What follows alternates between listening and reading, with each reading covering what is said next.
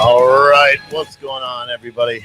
My name is Steve Oatley. This show is called Freight Broker Live. It is May 7th, 2:02 Eastern Time. We're going to talk today. As you guys saw, the title of this show today is OOIDA versus TIA equals we're screwed. And I'll explain that because some people may be confused, but I'll explain that. So, of course, I have to talk about the protests as much as I don't necessarily want to, but I have to. This is going to be a call-in show as well, so you're welcome to call in later on in the show when I put it up. But, man, I'm going to throw up a question first here because I think this is an interesting one. So I'm throwing up a poll on Facebook. So anyone that's on Facebook right now, you guys should see a poll on your screen. Just go ahead and vote honestly, and whatever. Just vote on that, and then we'll. Will you make it through? If nothing changes from right now in the immediate future, will you make it to the end? Whether you're a carrier or a broker, it doesn't matter. Do you have enough funds to be able to continue surviving down whatever path we're going for? And be honest here. It's all anonymous, and this will show a very frightening picture, most likely. So just answer that poll, and then we'll go.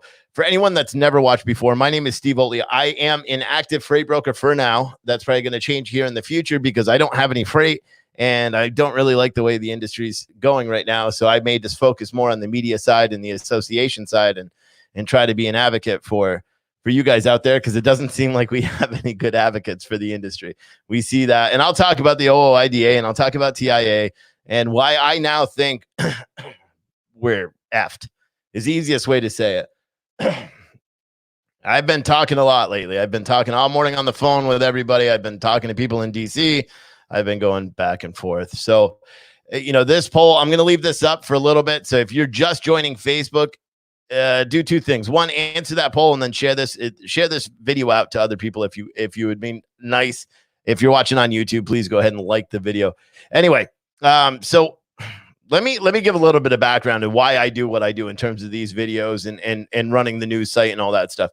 So back in August, I realized there's a huge disconnect between just the industry and the brokerage and carriers and agents and training, and there's just something lacking. So I created the website to try to focus on news and focus on things that I think are important to me.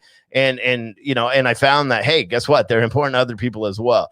So I write a lot of news-related breaking news stories and things like that. I've been covering the protests pretty close. I've been covering the protests in DC and in Houston and Dallas and El Paso and California and Chicago. I've been covering these things since, they first started. I've probably been the biggest proponent of these. A lot of people think I'm an opponent, but that's, it's because you don't watch the videos. You just hear something and make that assumption, which isn't true. Anyway, so yeah, I cover everything that I feel like is important in the industry, and it's very important for. All right, so let me just give an update. I'm so lost, man, because people are dumb. But let me explain. So we all know that there's this protest going on. The big movement now is switched from, truck drivers' rights and protecting trucking to just freight broker transparency. That's what everyone's doing. The group that's in DC and the group that stayed in DC ruined it. Or they're there. They didn't ruin it, but the original mission that they were going for, they're still holding strong, but it's ruined essentially because of what I would almost call people undermining the focus of the actual protests and trying to get some sort of stability in the trucking industry.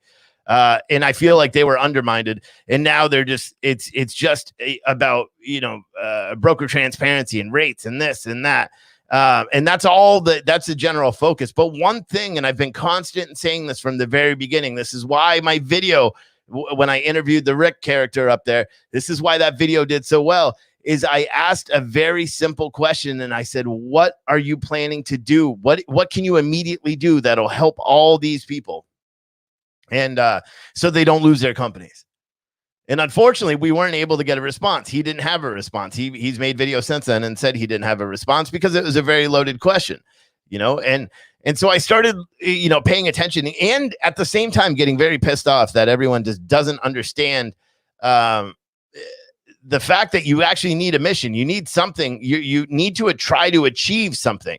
But just saying, hey, we're upset with this. It doesn't make sense. So everyone's focused on this broker transparency. So they want to know how much a broker makes because they feel that that's an important deciding factor on what loads they book and all that stuff. And I'm not going to argue that now. Maybe it is, maybe it isn't. To me, it doesn't make any sense. Because if a load doesn't pay enough, then you don't take it. I mean, they weren't asking for broker transparency in 2018 when rates are good. The only reason that they're doing it now is because rates suck. And there are brokers out there that are taking advantage of the situation and shippers that are taking advantage of the situation. There was a video that was posted on LinkedIn a couple of days ago. And it was shippers, and the shippers were saying, absolutely, they are trying right now to save money. I know that my customer decided to cut out the broker and work directly with the load boards. Why? Not because he was going to pay more. It's because he wanted to undercut. And I said, I'm not willing to go that low. But again, it's all the broker's fault. And I get that. That's what a lot of people feel. And everyone's seen it online. Everyone's seen it online. Ned Stevens is saying I take on different issues during different cycles. There's no different cycle in this event. The fact is that hundreds and hundreds of trucking companies and small brokers are going to close. And the reason they're going to close is because the associations that they pay to represent them are not doing their job. OOIDA, for whatever reason, they decided to jump into this fight very late, weeks after this whole cheap freight bullshit, stuff started. And I'm not trying to undermine whatever the mission is, but they jumped into this really late. Why? Because it gained traction, and they found that they need to answer. They were getting calls from their members saying, hey, why aren't you being outspoken about this? And so they decided to put out or write a letter to Congress, which we all know that it's been widely distributed on social media yesterday. They put out a letter to Congress asking for, one, the regulations 371.3 to have them be enforced. And secondly, to make sure that the brokers that are using there's just stupid comments. Marco Cuero said, broker snitch to shippers. Shippers become spoiled. That doesn't make any sense, because that means that the broker would be losing more of a commission. How does that help your argument? That's what I'm curious about. Anyway, so the OOIDA wants the government to essentially enforce part, 371.3. And then they want the government also to limit, or not to limit, to basically prohibit freight brokers from allowing carriers to waive their rights to review these transactions, which I don't necessarily disagree with either. I don't care about transparency. It doesn't affect my business. It'll affect other people's business, but the thing is, it doesn't affect the decision to take a load or not. It affects future decisions to work with the same broker, but you're not obligated to be able to see the transaction until the transaction's already been completed and you're paid. So you have no recourse, so the whole argument is kind of silly. Well, then, the TIA decided to step it up. Now, backtracking a little bit, you guys know last week, Bob, I forgot the guy's last name, the TIA president last week put out a really horrible video on YouTube last week as his response. It almost seemed like he was trying to educate freight brokers, or he was trying to educate the carrier side. So he talked really slow. He talked very monotonous, and he didn't really say anything. You know what I mean? He just said, he made a couple of things that were wrong. He said, one, shippers aren't moving stuff at pre-virus rates, which is wrong. If you're under a contract account, which not a lot of no spot freight is under contract accounts, but if you're under a contract account, then they're contracted, unless they do the force majeure thing, to get out of paying those rates. So there are still customers that are doing it, and there are still dedicated carriers that are pulling that contract freight. That contract freight doesn't necessarily hit the spot market until a contract carrier is unable to take it. So it's just a catch-22 in that regard. But so he made a improper statement by saying that nobody's moving stuff at pre-market. This is the head of the TIA. The TIA is in charge of the freight broker side of things. They do all that stuff, whatever. But he's supposedly, he's supposed to represent the trucking or the freight brokerage industry, even though it's called the transportation. I mean, whatever. So that's what he's doing. So he put out this video, and he called all these guys that are making the videos talking about cheap freight, snake oil salesmen. It was just a really bad video. It actually did nothing to help answer any questions for any of the carriers. It's as soon as I saw the video, I was like, oh my God, that is the worst video I've ever seen in the life. It didn't make sense. Well, today or yesterday, they ended up putting out, after the OOIDA sent their letter to members of the Congress, literally the worst choice of words, because the people that were kind of on the fence before about it, they're probably not. They're probably on the carrier side. And I'm talking brokers too, because there's a lot of brokers that are pissed off with this whole situation in the first place. But one of the things that's really annoying is it's just super annoying. One of the things that's really annoying to me is the TIA put out a call to action and said 3PLs are under attack by small brokers for price transparency. I mean, for one, they're not under attack. They're asking for something that technically, legally, they're able to obtain. But the problem is they sign their rights away, and it never became a big enough thing until now, But so that's, the regulations are regulations. They're there for a reason. I know there's been the whole Dixie Midwest thing that's gone on and all about it. To me, it wouldn't affect me if people see how much I make or don't make, because it would probably actually help educate some of these carriers that have no business being on the road in the first place because they don't understand the market. Like literally everyone that thinks all brokers are making 60% or 65%. All those guys really shouldn't be on the road because they don't understand the market in the first place. But it would really help open their eyes if we opened up the books and said, hey, listen, this is how much we got paid for the load. Are you surprised that it wasn't what you thought it was? Are you surprised it wasn't 60, 70% like you thought?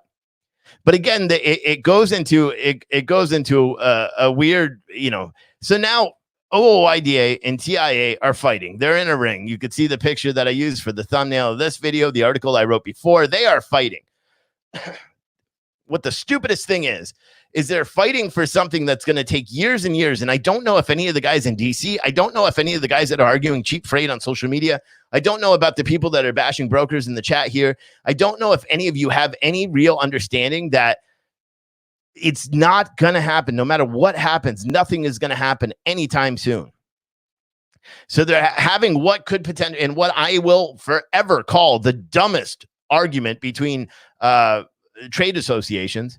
They're having the dumbest argument while their paying members are going to go out of business, because we're going to have freight brokers that go out of business. We're going to have hundreds and hundreds and hundreds, if not thousands of trucking companies, both small and large, that are going to go out of business. And what are the trade associations that they belong to doing to try to make sure that doesn't happen? They're amping up for a really, really long battle about freight transparency.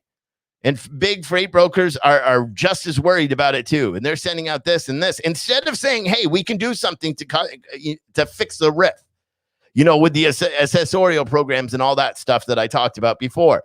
Instead, they're sending out emails to all their employees saying, hey, listen, if you get, we have a new standard operating procedure if people ask for rates and this and that.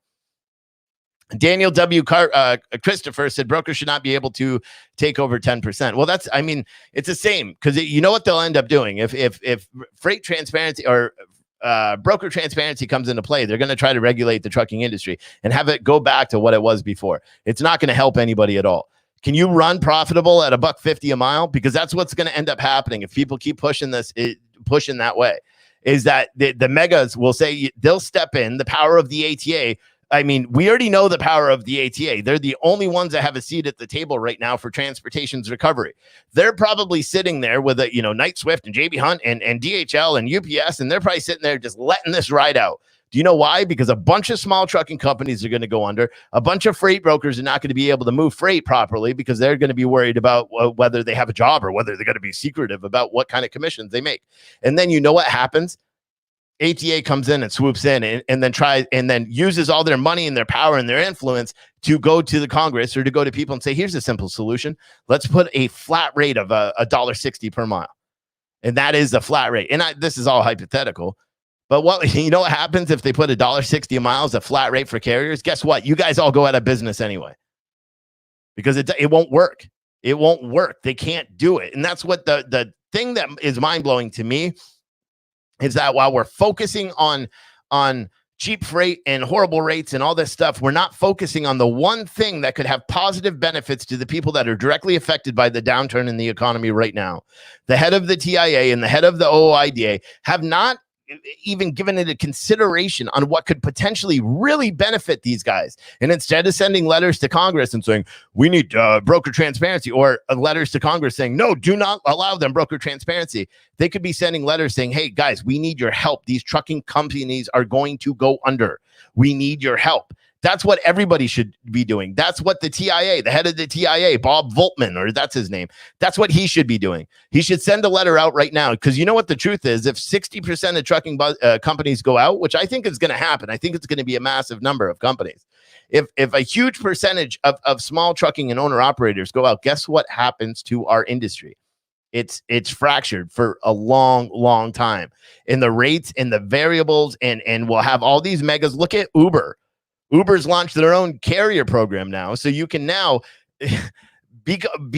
lease a truck with no money down through Ryder and lease on to some virtual carrier who's got direct ties to Uber. They're building their own mega fleet and they're taking advantage of all this stuff too. It literally does nothing. It doesn't, this argument, you know, and that's what I said. I make so many videos and I have a lot of views and all that, but nobody seems to listen to what I say.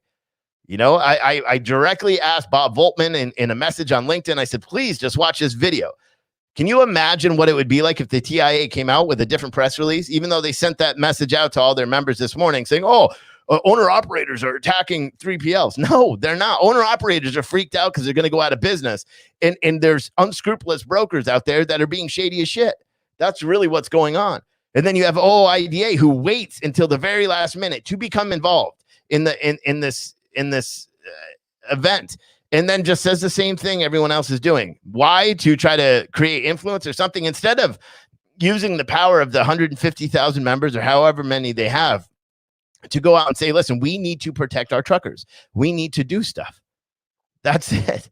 That's what they have to do. It doesn't make sense. I mean, the argument that transparency is going to increase rates is so wrong in the first place. It shows the people that are arguing that don't necessarily understand economics, because if all rates are public, guess what the shippers do? They negotiate those rates down. That's the way that the industry works. And this is, it's not good. But even transparency doesn't affect me and my rates, because I don't make a huge amount of profit. I just cover a bunch of loads. You know, if anything, carriers would be surprised that I'm not making a lot. But it just doesn't make any sense. I don't understand the push for this. What happens to all the guys that are sitting in DC that are weeks away from losing their trucks? That's all they're focused on.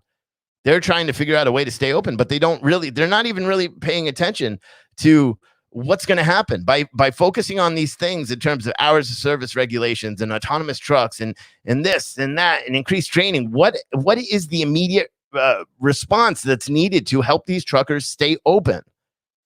It just doesn't make any sense.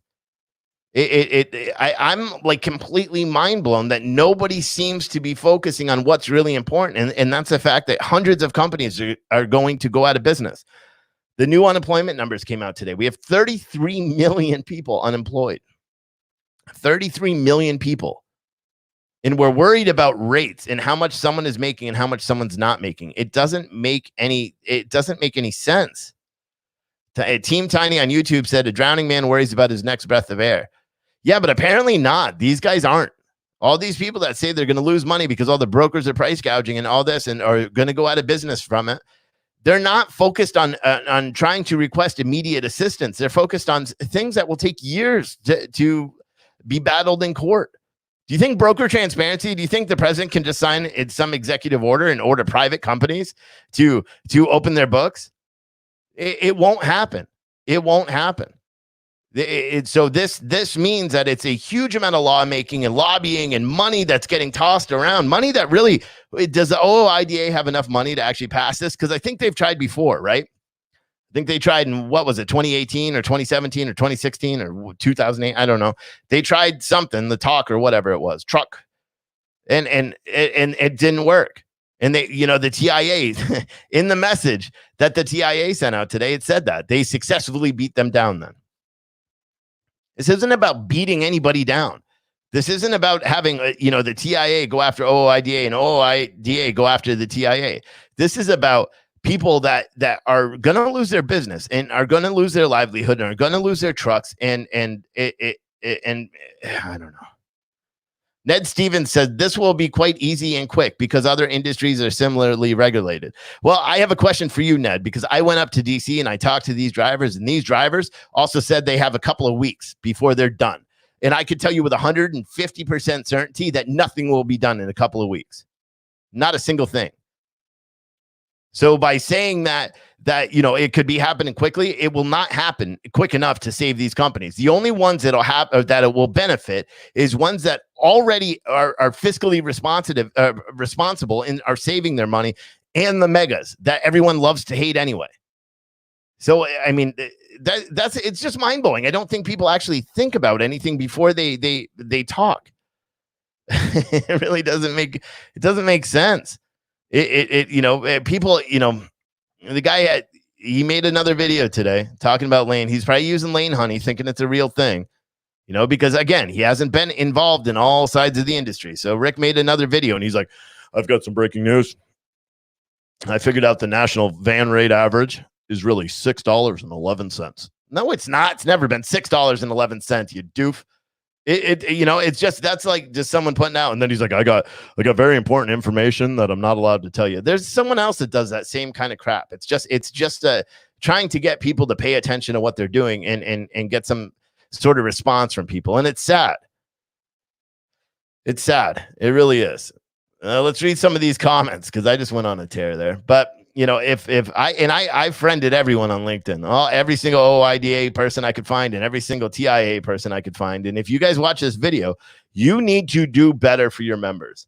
And I'm not a member of either of you guys, but you need to do better for your members, because right now there's going to be companies that are going to go out of business. Today, people are making the decision to close, and because they can't afford to go with low rates. They can't afford. There are people today that are closing, brokerages that are closing today because they don't have enough volume to sustain. There are manufacturing today that are closing and making the decision to fire people and lay off everybody because they don't have enough orders to sustain. It's not going to repair itself. This is not going to repair itself. A lot of people say, "Oh, a purge. We'll just purge the carriers and do all that." I'm not a fan of these purges. I'm not. It doesn't make any sense. Camille Karunavov, or whatever your name is. Sorry. You said we are focusing on the wrong target. It's brokers. We need to focus on carriers need and all those expenses that are really high. Again, that's not something that can be stopped. And I guess what I'm trying to get at is how come there hasn't been any association or any spokesperson for this industry that I've seen so far that says we need some sort of economic relief, immediate economic relief. How come there isn't a single group of people? How come the OOIDA, with all their money and all the memberships that they sell, hasn't said it? How come the TIA hasn't said it? Because freight brokers rely on carriers to pull freight. So if carriers go out of business, it's going to make our job to move freight harder, i.e. we're not going to make as much money, or because we're going to spend more time booking freight or do whatever. So how come the TIA hasn't made and changed the course? If I was in charge of the TIA and I saw the OOIDA's BS letter that's not going to do anything in the first place, I would have came out and I would have said, listen, instead of saying, 3PLs are under attack by owner-operators, further increasing the divide between brokers and carriers, you know what I would have done? I would have put out a press release and I would have did a call to action. I said, and I would have been like, we need to support America's truck drivers. However we do it, we need to support it. So everyone sign this petition that you're signing to contact members of Congress and the president to say no regulations or no this and this. Instead, turn it for the good and say, listen, we need support. Can you imagine if the TIA, ATA, which probably would never happen, but the TIA and OIDA came out together and Mr. whatever his name is with the TIA called Mr. Cowboy Hat with the OIDA and said, listen, we need to do something. Otherwise, everyone's done. So let's put aside our differences right now. And I tried this with another goofy trade organization the other day. I did the same thing. I said, let's put our differences aside and affect some change in this industry. You know what I got? Silence. Because people don't care. All these associations that are out here now, it seems that they all want to just be focused on they all want to just focus on their own missions and slander and just being stubborn and dumb. If you ask me, that goes for every association right now, because nobody's doing anything to actually protect their group of members. Not a single one. Think about it. How is sending a letter to Congress asking for freight transparency several weeks after this all became mainstream? How does that do anything to help the small members that you guys have that are going to close? And the same question can be posed to the TIA, Transportation Intermediaries Association. How does sending a letter out to all your members and say 3PLs are under attack by owner-operators, how does that do anything to bridge this divide? I just don't get it. I don't understand. Nobody seems to actually give a shit about the industry. Everyone just seems to care about their own agenda. I can tell you one thing that we are not going to focus on in the North American Association of Transportation Service Providers. We're not going to focus on the cheap freight and broker regulation and all that shit. Why? Because it's irrelevant. We have to make the industry better. So we have to work harder to make sure that truck drivers, like the one guy said, that there isn't a huge amount of overhead to have people go in. Let's make the barrier of entry a little bit harder. And I'm not talking about in terms of cost. I'm talking about in terms of educational requirements for both brokers and carriers. Let's increase the bond amount for brokers. Why? Because they need to. Because unfortunately, just like the ELD was put into place because there were some bad apples. And now, if you look at it now, the bonding amount was raised because of bad apples. It's still happening. There's still people that are screwing over small carriers every single day, closing in shit. You want to talk about transparency and rates? What do you think is going to happen when these brokers that were already on the cusp were really slow paying and all that stuff, the smaller brokers that don't necessarily have a good footing on finance? What do you think is going to happen to those guys when they have to take from the float to pay carriers and do this and pay their rent and do all this stuff? And then they realize, their customers are slow paying. They get behind and they make the decision to turn and burn, because that's what happens. I guarantee if I had someone that worked for a bonding agency, they would say the same thing. Yeah, we're seeing unprecedented amounts of people leaving. It doesn't make any sense. People don't care about this industry enough to actually try to affect change. People only care to argue back and forth and bicker, and I'll say it again. Yes, there are brokers out there that are price gouging, deliberately charging more, trying to turn a profit in a time where it's a national crisis. And all you brokers that are doing that, and I'll say this as clear as day for everybody to understand. And yes, I am a freight broker. Every single broker that is right now making the decision to charge more to try to turn a profit. Now, I'm not talking about turn more to try to just break even. I'm talking about trying to charge more to turn a profit. You guys are all scumbags and you're ruining the industry. And the carriers that are pulling out the 80 cent per mile loads, you guys are not doing a good job either. But and then there's a whole separate segment of brokers that are charging a higher profit. Yes, they're moving stuff at the market cost, which is low. Yes, because they're trying to maintain their staff. They're trying not to have to add to the unemployment numbers and all that stuff. It's crazy. Justin Reynolds has on Facebook, he said, Steve, let's take your example of a $3,500 load on 1,000 miles, and the broker also makes $3,500. You said, I don't know what you're talking about. You said that was double the carrier's operating cost. How many times over a broker's operating cost is that? I don't know a solution, and I agree with transparent. Who cares? That's the thing that doesn't make sense to me. Who cares if a broker is making $3,000 if the carrier is making enough so they're happy? Nobody. That's the thing. Nobody does. Nobody cares at that point. The only reason people want broker transparency right now is because there are some brokers that are being unfair and that are being shady. And it's a huge part of it has to do with education. A huge part of it has to do with the fact that some owner operators out there they use dispatchers because they don't know how to use a board. They use factoring companies because they don't have the and I'm not crapping on any of these things, but they use factoring companies because they don't, have enough capital to sustain. They use fuel cards and max them out every single week because, again, they don't have any capital to sustain. They complain about ELDs while pushing for additional regulations in the industry. It's mind blowing to me. People, I swear, if people sat back and actually just paid attention to what is going on in the industry, they would be like, wow, this is dumb. And that's why in my article, the very first paragraph, I said OOIDA and the TIA are engaging in what could possibly be the dumbest argument between trade organizations that I've ever heard of in my 15 years working in this industry. It could literally be the dumbest thing I've ever experienced. It literally watching every news article that's going to come out about this and listening to every video and watching and reading every post, we're all going to get stupider because these are the people that are supposedly representing the industry. And you know what they're doing? They're helping the industry crumble. And I'm not talking about asking for price transparency. I'm talking about not asking for the right thing at the right time. They're not asking to save trucking companies. They're asking to it doesn't make any sense, man. It really doesn't. I almost went live as soon as I saw the TIA article. I almost did. I was so freaking mad, dude. And I wrote an article. It's crazy. Let me read some of these comments. We got a bunch, and then I'll open up the phones. Benjamin said he's happy to tune back in. Cool. Nicola on YouTube said, I parked my truck over a month ago and started to drive for DoorDash, delivering food, making over $1,000 per week. No trailer, no truck, no trailer payments. Cancel the insurance, and I just wait for some better time.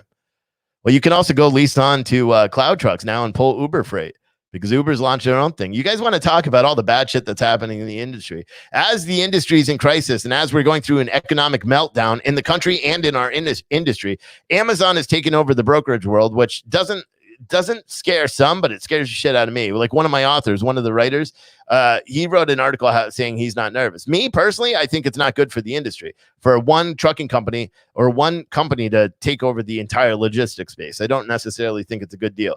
Then Uber's created a partnership with Cloud Trucks, and they did it so that CDL drivers that just couldn't drive or didn't want to drive or whatever, that were doing their rideshare programs but happen to have a CDL. Now they can go to this company, Cloud Trucks, as long as they have a CDL for 2 years and a clean record. They can go lease a truck from Ryder with no money down and be able and start their own little trucking company. What do you think that's going to do to the industry, guys? So as everyone's talking about cheap freight, we're adding more trucks and more desperate people, more desperate truckers to the market that are now going to say, oh, this is a career. I could become a truck driver. Great. But they don't understand the industry. And now they're leasing on and they're going to be pulling freight, further driving the rates down because everyone is so preoccupied with what else goes on.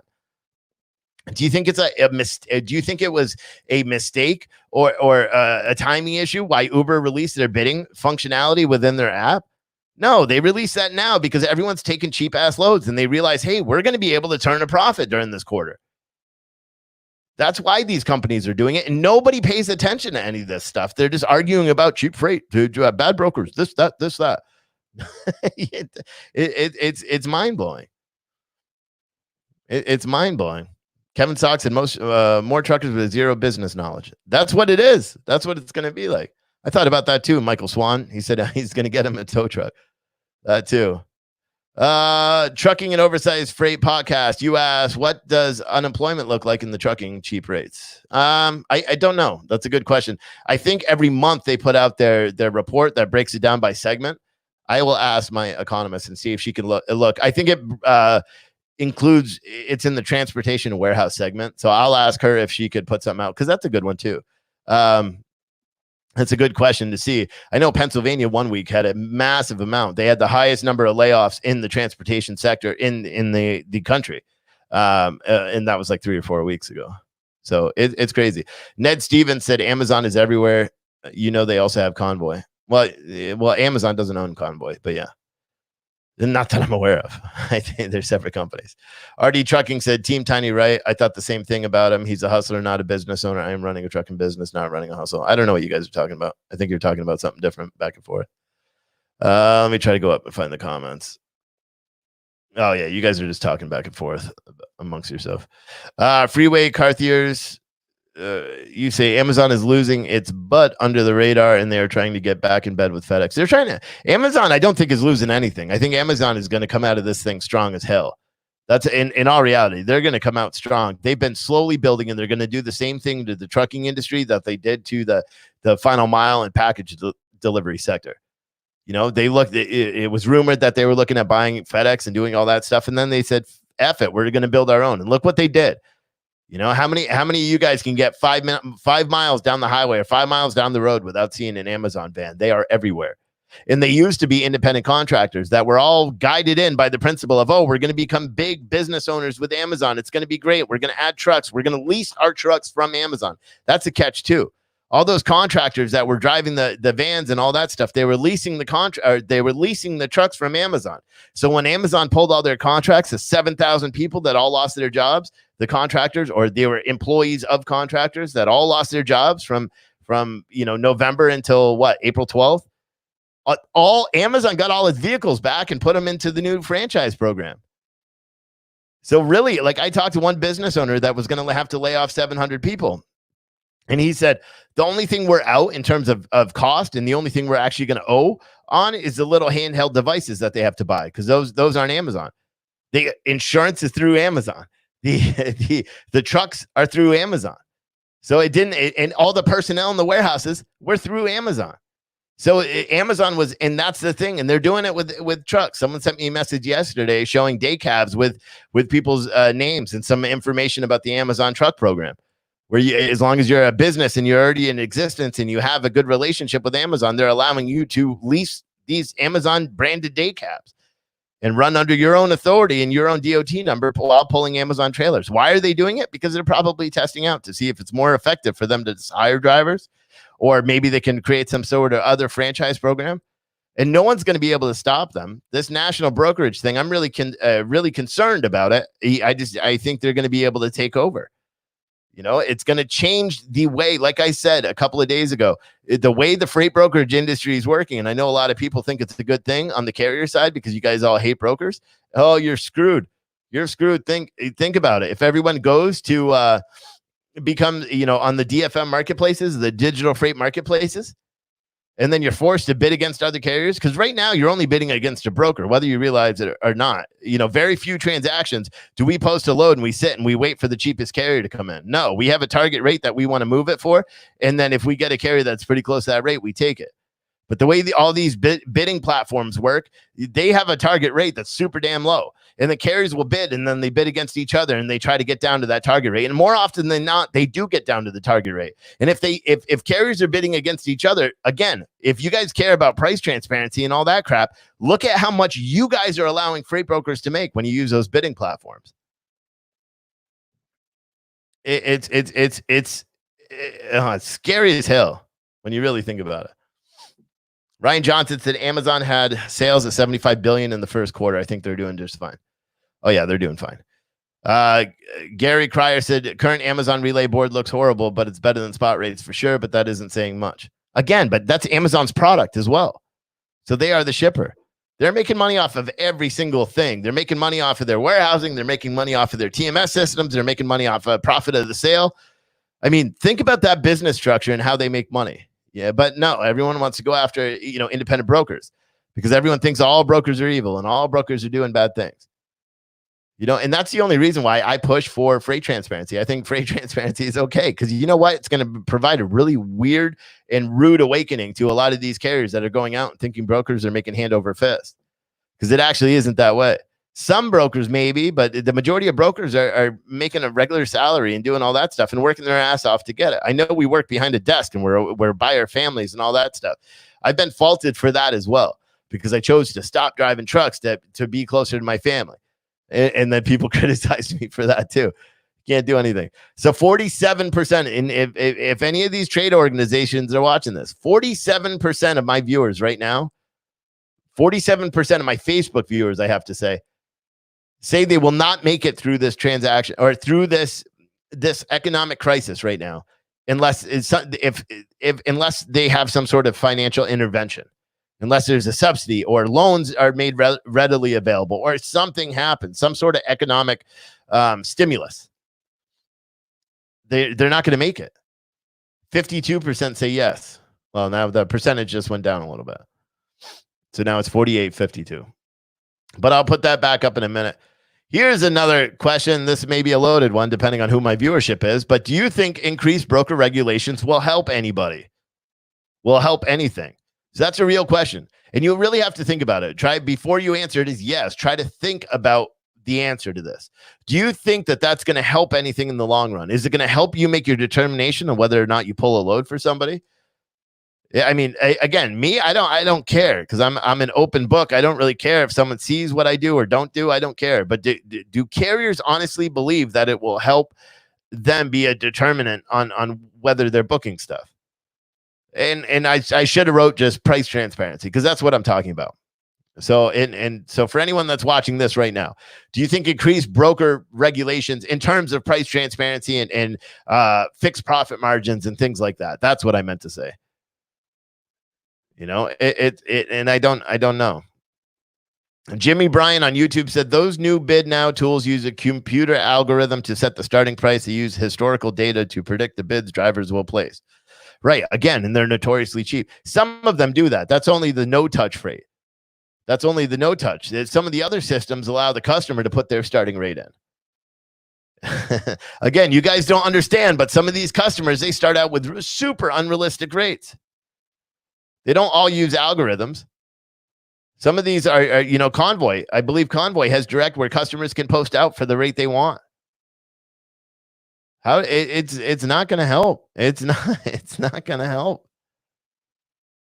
And who's doing the regulating? You're looking too much in the question. Do you think that, everyone's pushing right now for increased regulations in terms of broker transparency, profit margins, that kind of stuff.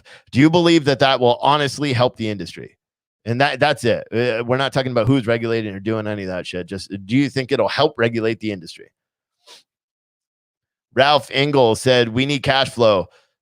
Cash is stopped. It's just waiting to die now. No, that's true. And that's what I was saying. I think I talked to you this morning while I was working on the article. You caught me while I was a little pissed off after reading the TIA thing. You know, this industry is in turmoil. And I don't think anybody fully understands what the hell we're going through, which is a scary, scary thing. Let me move this. So first thing, I'm going to play one of my advertisers for this month and next month, Ascend TMS. So I'm going to play there. Aren't you tired of your outdated server installed TMS? Are you stuck with a software that looks like it was developed when the Matrix movie was popular? Well, Ascend TMS is here to bring you to the actual future of TMS solutions. You can literally get started in less than 15 seconds. Ascend TMS is one of the only true cloud-based TMS softwares on the market. Where other softwares could take weeks or even months to implement, Ascend TMS just takes a few moments. See, we actually timed it. And what about features?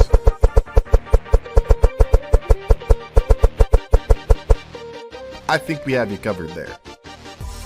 Here at Ascend TMS, we're so confident you'll make your business more efficient and profitable in your first 30 days, we give it to you for free. So what are you waiting for? Sign up today at thefreetms.com. Down. Hold on, I just got to get this up. All right, so we're using the call-in line right now, 914-803-4008. You're welcome to call in if you'd like, 914-803-4008. I'll do my best to get to your calls. Just wait on hold. And you can listen and get caught up. I think if you press 1, you can listen. I don't know how that works, but you can listen to that. The GOAT I'll be playing eventually. I have to put it back on my computer. It's not on here. Mike Weldon said, but if they would help with truck order not used, detention and overnights, that could happen now. I know that's another thing. The TIA could have sent out a letter to their members and say, listen, here's one thing the drivers are asking for that we could probably institute some sort of change. But nobody does it. You know what I mean? Instead, they're just like, oh, we're under attack. We have to defend ourselves. No, let's try to make the industry better. I know it doesn't make any sense. Robert Bub Bird said, I'm wrong. I'll give one example. If I own trucks here, if I own trucks here and over there I have a brokerage, bet money I'll be calling the customers on my brokerage side. Yes, it'll make a difference because once brokers see this, you're out of your mind if you think brokers won't think that about our chief. I don't know if you're answering, if you're talking to me or somebody else. That doesn't make any sense. Felipe Perez said transparency only helps people who don't know or when to negotiate or don't know lane history. Again, and to be honest, it doesn't help anything. Transparency, the whole regulation, the way it's in fact, and the way that the OOIDA is pushing for it, they're not trying to change the regs. What they're trying to say is that when in the way the regs read right now is the transaction is done. So when the transaction is done and the carrier is paid based on the credit terms, then he can request the paperwork. And so it literally does nothing to help you make a decision to book a load at that time. The only thing it would do is help you make a decision on whether or not you want to work with that person in the future, but you wouldn't be able to do anything with that information. You couldn't back solicit to the customer. You couldn't do anything.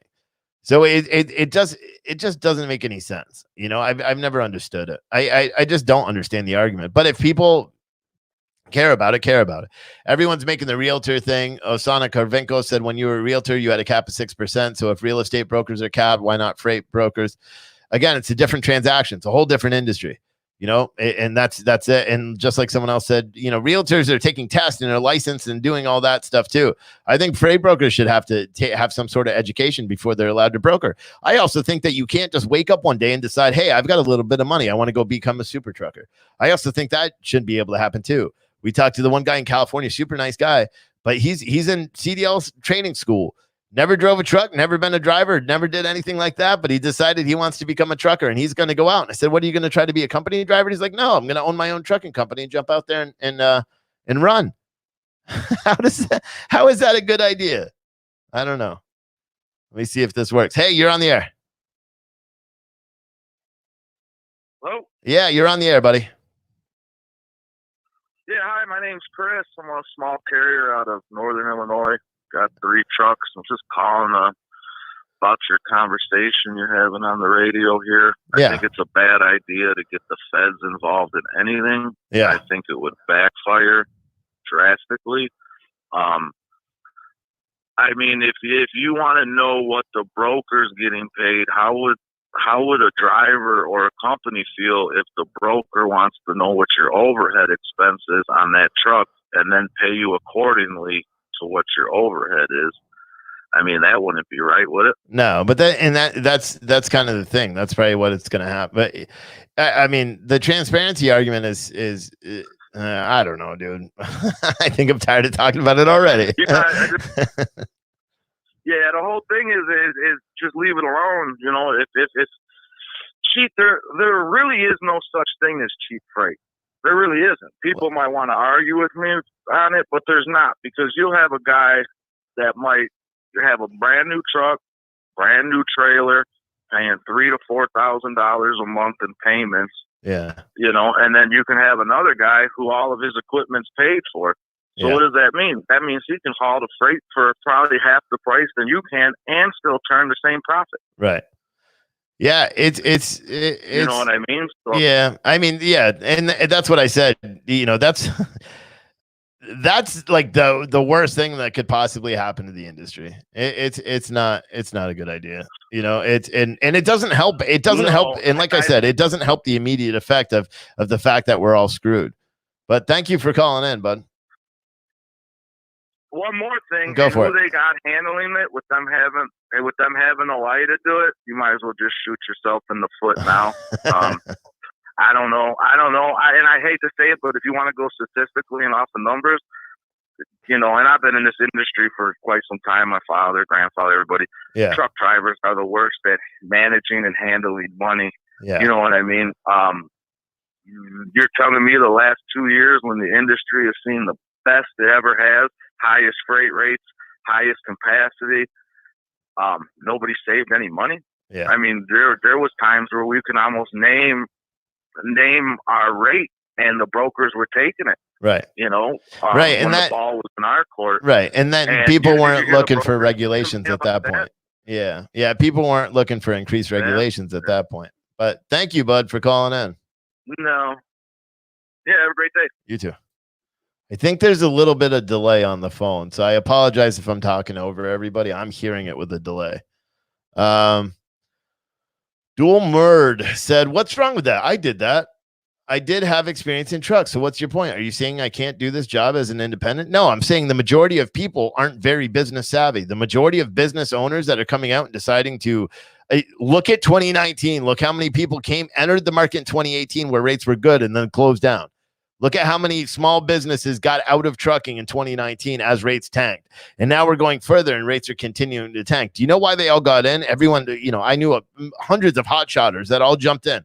Why? Because they already had a pickup. Let's go buy a $7,000, air rod flatbed and go get some insurance and boom, we're a super trucker. A lot of people don't have the business sense. It's just like the people that get in and pay the money to become a broker and then get out there and realize, hey, I don't know how to broker. People do that. It happens. I'm not trying to say anything bad to anybody, but that's facts, bro.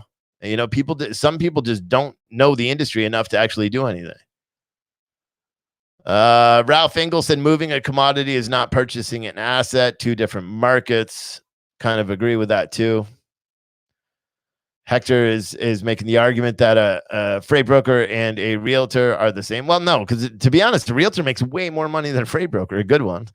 It's a whole different transaction. Like it's just different. And I get the argument, and for me, I could give two shits either way. I couldn't care if we have open transparency and open books and all that stuff, but unfortunately, it does little. And that transaction is different too, because you're seeing what the broker agent is making in terms of a real estate transaction before you do the load. That's not what the current regulations say. The current regulations say that you see that 30 days after your load is done or after the payment is completed based on payment terms. That's when you see the transaction. There is absolutely no way whatsoever that the government will step in and say you have to provide your rates before a load is accepted. There is absolutely no way. It takes away any competitive advantage for a private business. There's no way at all. So they're two different transactions. They're completely and utterly different. It's the same way. Look at insurance. They have a bottom line, and then you have to play with the profit margin. But again, those are heavily licensed people. You got to take courses. You got to prove that you know what you're doing.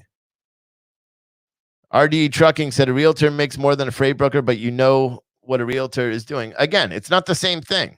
It's not the same thing. So it doesn't make sense. Hector Padilla said they are not the same, but I agree. Our argument is on regulations and transparency. I get that the argument's on regulations and transparency, but again, I'm posing the question to anybody. What does it do to help you? Wouldn't you rather just be able to keep your trucking company afloat right now and work on that quest? I just don't get it. Ralph Engel is saying $1 million bond. That would never happen either. Ned Stevens on YouTube said a freight broker will never have to reveal rates to a carrier. It breaks the agency relationship. It just won't happen. And I think that's why some people are fighting a losing battle. You're fighting a losing battle. It doesn't make any sense. Nick Deffer said if they like proof of pricing margins, slow down on setup and read it all. You can get that information. Absolutely. Yeah, the industry's weird, man. A lot of people I firmly believe, and I'm not trying to be offensive to anybody, but I firmly believe that people don't really know what they're doing. And to be blunt. So here's my last question. So here's my last poll question on Facebook right now. And I just posted it. Is the DC protest working? Now you got to keep in mind what the actual plan of the DC protest we're doing. Hey, whatever that caller's on hold, can you press 1 so I could see what it does on my screen, please? The 214 number. But in all reality, do you think the DC protest right now is having the effect? No, I guess it does. It puts a little blue question mark thingy. Very cool. Hey, what's up, man? You're on the air. Hey, how are you doing today? Good. Yeah, all right. Listen, I'm watching your show, yeah, and I noticed that you spoke about the transparency and how people want companies. I'm sorry, not people. Companies want transparency. When they want transparency, I'm really just on the fence because what you're saying is you have facts, and people are not realizing the facts that you're speaking. Right. Transparency. We could use this example. Let's just say a popular load board app. that people are very aware of. Right. Carrier. That's transparent. Right. And with that transparency being shown, people still go low. Companies still go lower than what the transparency is showing. Right. Are we asking for transparency, or are we asking for somebody to take responsibility to give us a helping hand when we make unsmart decisions for our businesses so we do not lose? Which one is it? Are we trying to be an all-profit carrier, or a carrier that does not compete in the market? I think what everyone's trying to do, and I could be wrong, but I haven't heard anything to object to this. I think everyone is now mad that the rates are so low, which is understandable, and I completely agree with that. But everyone is mad because the rates are super low, and then someone got it in their head that a broker is making 100% commission, and they posted it on social media, and it blew out. And then you got a guy that makes a couple of videos, and he makes up a couple of questions, and it just blows out. So I think a lot of it has to do with education. A lot of and anyone who is probably not arguing the fact of cheap freight, carriers that have their own direct customers. That's my guess. I bet carriers that have their own direct customers that understand the business and understand how the actual market works. I bet they're not sitting out here just, yes. Is it going on in some cases? Absolutely. But the fact is that like you said, some people just don't know. They don't understand the market, and they want to, I don't know, man. No, I have this last thing to say. Yeah. If carriers are asking for transparency and they want to open up Pandora's box, then what stops the driver from asking the carrier for transparency when they're doing freight for a company and demanding a higher per mile rate for operating under the company authority, like a company driver? Let's just say a famous carrier. All of a sudden, the driver say, if you're making $500 off this load, I demand that I make $300. It's open Pandora's box. Right. Well, they do that already. In a way. Yeah, they do that. They all have this. Yeah, they do that already. There's people that complain about everything all the time. So there's people that are, one day they get hired by a job, and then they work and they find out, hey, it's not the thing they want. So instead of quitting and trying to make a different livelihood for themselves, they sit and complain about it forever. There's people that are in 2018. There's still people that were getting $4 or $5 a mile on some loads, and we're still complaining that they weren't making enough money. You know what I mean? It's mind blowing. People will complain over everything. I always use that argument with my wife. You would say it's cloudy when there's not a cloud in the sky, and I think that's what a lot of people do. And my wife hates that, by the way, when I say that. But I say that a lot to her when we're having a stupid argument. I say that all the time. You would, if the sky could be blue without a cloud in the sky, and you would say, "Oh, it's cloudy," because that's just, some people will never be happy, and some people, in this instance, I think a lot of people are just lacking the education and don't really just firmly understand what's going on. You know what I mean? But thank you for calling in, sir. It's really showing. And with this entitlement is showing that a lot of people invested into this industry and did not take the proper time to understand the risk and the probability. And sometimes understanding the market. Yeah. Yeah. Very true, man. What goes into the market. I think your phone is cutting in and out. I'm not gonna Yeah. I think your phone's cutting in and out, buddy. But thank you. All right, buddy. Bye. Yeah, Marcos Cuero said Right Load's going to take over. I mean, Right Load's a broker, whether you like it or not, and they've got an exemption from the FMCSA, so they say, to do it, but they're working with direct shippers and they're passing on a cost. But I don't know. I've never seen the inside of the board, and I don't know what kind of freight volumes they have. I've talked to Matt. I like the guy. I'm not. It's weird, man. And Right Load's not going to take over because Amazon is, and all these other digital platforms that are coming out. There's one that's coming out. They haven't even formally announced, and they put Right Load to shame because they're massive. They're already massive. They already have all the capacity. They've been beta testing it forever, and I didn't hear about them until I got a press release on accident. They sent it 2 weeks early, And that's the only reason I knew about it. But they're massive. They already got the, huge accounts. They already have massive trucking companies that are participating in their platform. They do a lot more than just have a marketplace. I mean, nobody's figured it out yet in terms of what's going to actually, change the market.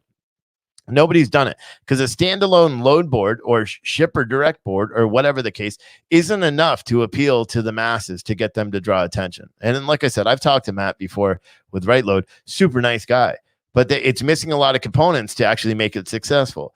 And I'm consulting with a company right now that's trying to do the same thing. And it takes so much to draw the attention in and to do that. There's people going back and forth again on the chat. Mike Burgess said exactly, then show the rates so you can understand. I like I said, I have no problem with freight transparency. If that will get all you guys to shut up and then realize, okay, you have a bigger issue, because now if all brokers say, yeah, well, sure, we'll open up our books 30 days after you take a load. Guess what happens at that point? You guys still go out of business because you're all focusing on the wrong thing. Like, it's common sense. I wish the TIA came out right now and said all members should do this. You know why? Because all these trucking companies are going to go under, because everyone thinks that everybody's making a whole bunch of money right now, and it's truly not that way.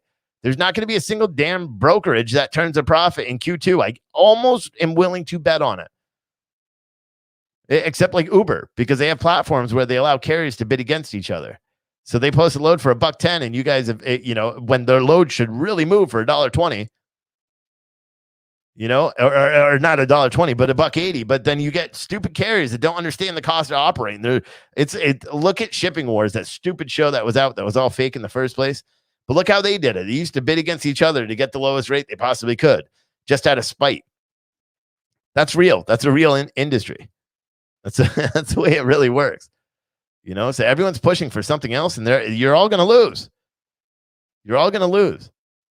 And it would be awesome if someone finally figured it out. Any one of those guys in DC, or even Rick, man, if he just, used his platform. Can you imagine if he said that? If he said something like, hey, yes, we still want broker transparency. We have to push all that, but we have to change our focus temporarily to try to save our trucking industry. But no, they're focusing just on the broker transparency argument. And OOIDA made the mistake of focusing on the broker transparency argument. And the TIA has made the mistake on focusing on the the broker transparency argument. And it's going to bury the industry. It's going to cause trucking companies to close. It's going to be a hurtful thing. Here's another caller. Hey, what's up? You're on the air. Hey, how's it going? Good. I'll run this by quick. I'm a quick talker anyway. Anyways, a couple things. One, I don't think the D thing is working. One, they're pitting brokers against truckers rather than both of us to get what we actually need. Right. While they're bailing out museums and all this other stupid stuff they're bailing out, right, we're sitting here fighting each other, brokers and truckers. Right. So, two, I feel that as a broker, I'm an overdimensional freight broker. I have a CDL license. I have my authority. I've owned a truck. I've driven for Landstar, so I've seen all sides of this. Yeah. But as a broker, I feel that what we do need is some type of test, certification. Not a commission rate or a specific rate, but at least a test. And what that's going to do is basically have something to take away when we screw up. I mean, I quote my own freight as overdimensional. I don't get my quotes from drivers, but I never have drivers complain. Right. But I'm quoting stuff 20 foot wide, 20 foot tall. And I have huge problems with other brokers coming in when something should pay $30,000 and they quote it for $5,000. Right. And my best defense that I've learned that everybody should learn is knowledge and training, business training and understanding business would carry them through the slow times. Because that's what business is. So when I walk into another broker, that I'm not a broker basher, but that steps in and tries to charge $5,000, I tell my customer, get him on the phone. Get him on the phone and I'll ask him some questions. If you're satisfied with his questions or lack of knowledge, I'll tell you. If he's good, I'll tell you to hire him. But I can tell you right now, I can name some regulations that he'll have no clue about. Hey, what type of trailer should that go on? Oh, I don't know. That's how I defend my rates to my customers. Yeah. But I could be on the phone for 7 hours calling states trying to get authorized to go through. So for me, making 2% or 3% might not cut it when I'm on the phone for 7 hours for one load. Well, making It's not a 2%, volume yeah, time. making 2% of a $30,000 load should cut it. You don't need 5 or 10% on a $30,000 load. Just my opinion. Well, it depends. No, under no Depends. circumstances. A lot of times there too. Yeah, unless you're doing. I might have to go there, be there. Well, be that's on site that's for some of different. the Yeah, stuff. that's different. But best of luck to you. I hope you're. I hope it works out for you. I don't know. The transparency argument's not going to happen in our life, dude. So you don't really have to worry about it. That is the other issue with that is hey, I don't give my truckers information. I wouldn't give what my truckers total bills were to someone. And unfortunately, just like you were talking about, I think yesterday, was there's going to be a shipper list. You start handing out information in these sheets, that $150 shipper list is going to come out of that Florida company. And next thing you know, all these drivers are asking for these sheets and they're handing them over to somebody and poof. Yeah. They're opening up their own brokerage, or they're handing it over to somebody that's going to create a shipper list. Yeah. I mean, it's not, no matter what, it's not a good choice. Thank you for calling in. I got to wrap up the show. I don't want to run late today. Thanks. Thank you, bud. All right. So I'm turning off the phones. I'm going to end this now. So let me take this banner down. All right. Let me read through some of these comments and go. So I'm not going to answer the phone. So don't call. What do we have? We have Jason. Jason, I know you. James, you said you agree with Rick. I'm hoping that you're trolling. Jason. And then Greg McLean said 2 different issues: carrier stupidity versus broker transparency. But the success of most carriers starts at the wallet. As a broker, we have nothing to lose by backing transparency. Nothing. It gets most of us at scale being more honest than others. Yeah, I know. We've seen their margins. We have the Raycons for the shipper and the customer. Yeah, a lot of people don't understand it. People don't understand it. It's transparency is not going to help fix the immediate problem, and that's the real problem here. Transparency is not going to help the real problem here. The problem is that these companies are all going to go out of business. All these trucking companies that you see, they're all going to go out of business. So let's go through the polls that I have. So the first one that I had today, do you think increased broker regulations will help anything? 31% of you guys, 31% of Facebook viewers have said yes. 69% of you guys on Facebook have said no. You do not think broker transparency and flat rate margins and all that stuff will do anything to help this, what's currently going on now. Here's another question, one that we asked too. Will I make it without help financially? 48% of you guys have said no, you will not be able to make it financially. 48% of the people on Facebook that have watched this video when this poll was up for about 15 minutes in the beginning of the show have said no. They're not going to make it open. Just to put a number to that, just so you guys could see, there was 108 people voted in that. So that's 52 companies right there, whether it's broker or carrier, are not going to survive this without getting some sort of financial assistance. 52 companies. That's nearly half of the protesters in DC. And do you know what? We're choosing to battle about petty shit. We're choosing to battle back and forth about whether or not a broker is making too high of a commission. Instead of the trade organizations that we support, they're not going and saying, hey, you know what? Let's just doesn't make any sense. Doesn't make any sense. I really don't understand. And I really wish someone from the OOIDA or TIA is watching this and says, you know what? We screwed up and we need to do our best to support these guys. Because what you're doing, and this is my personal opinion, what the TIA and OOIDA are doing right now are effing each other over, and they're just having a pissing match to see which one's bigger and which one's more powerful. And it's going to, just like it always does, it's just going to hurt the small truckers. That's all it's going to do. But 48% of you guys say you will not make it through this without help financially. That is an insane amount of people that are going to be done. And then the final question, I think this one was the final one. Are the DC protests working? Is the DC protest working?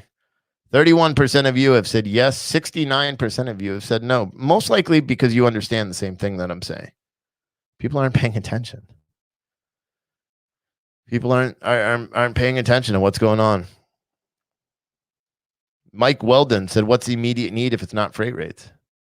Yeah, but you can't look at how you can't mandate a private company to pay a certain amount. You can't. So the only way to do it would be to subsidize the truck driver salaries. What they're asking for, cap broker commissions and transparency in it is only going to prove two things. One, there's a very, very small portion of brokers that are taking advantage of the situation. And secondly, we're not making as much as you guys think we are. And that's going to hurt. And it does nothing. And it's not anything that's going to happen anytime soon. The answers to this and the answers to these problems lie with financial assistance somehow. Whether it's postponing payments, which doesn't really help anybody because you still have to make money. And whether it's postponing payments or whether it's opening up loans that are directly for the small business truckers. That's it, dude. That's it. That's the only way to have any of this, to have any of it work. Otherwise, people are just going to broke. They're just going to go broke and it's not going to work. The immediate need isn't to try to cap commission. And the people that think it is don't really have enough of an understanding of how the industry works. But 69% of people think that the protest in DC is not working. And that's and I agree with that. It's not working. It's losing its focus. And I feel bad for the guys that are there still in protesting and standing straight, because their message has been overshadowed by this fight over freight broker transparency and price gouging and all this stuff. When I can guarantee you it's on such a small scale. It's on such a small scale.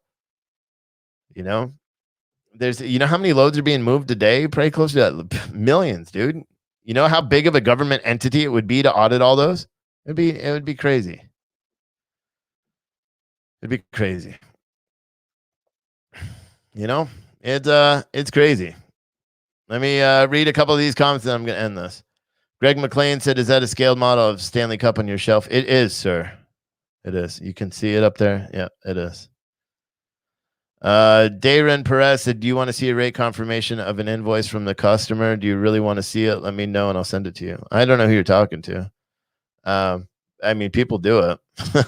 People send them all the time. I wouldn't send an invoice. I'll tell him how much, and then he can call the customer if he wants. And then, I'll blacklist him, because it's none of their business. Nate Dukovich said the same. E-logs for brokers now. It's the same argument I made last night. And speaking of night shows, so what I'm going to do now, someone gave me the idea. I forgot who it was. I think it was Sean on Facebook. He messaged me and he said, "I should call my night show. I don't need your customer rate cons. I know how much people are making." You know what I mean? So, and even if a broker makes $1,000 commission on it, the carrier still took the load. So I could give two shits how much someone makes. It doesn't matter to me. The only people it matters to is you guys. You're the ones who care about it. So, send that over to Rick so he can take the customer. Well, whatever. I'm not going there, but send it to whoever you want. I don't need it. I don't care. I made a decision not to move any more freight for my customer because they were moving freight for too low and I didn't feel comfortable doing it. But not all brokers are my way, and not all brokers have separate streams of income coming in that they're able to do that. I make money elsewhere, so I'm able to continue doing what I do. But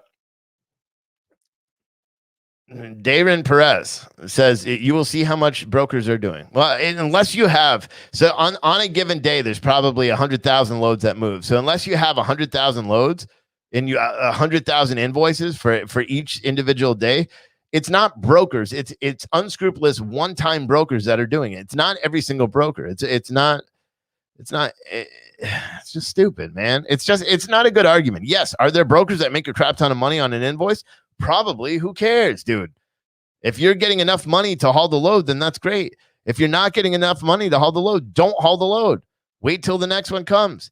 Anybody that hauls the load you're doing the worst thing to help you're literally just as guilty as the bad broker who's selling a load for cheap.